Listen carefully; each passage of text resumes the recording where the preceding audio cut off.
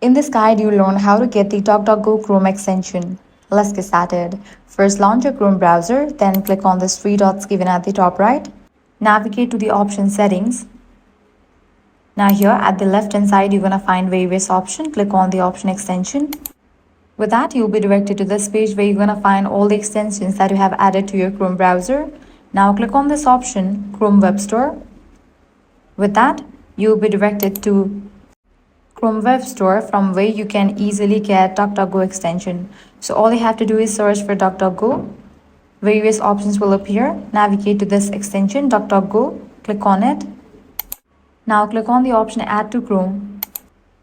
Click on Add Extension. Once it has been installed and downloaded, you can click on this extension icon, or you can head back to the extensions page.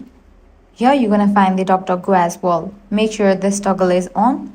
Now to access DuckDuckGo extension, what you have to do is open a new tab, search for DuckDuckGo.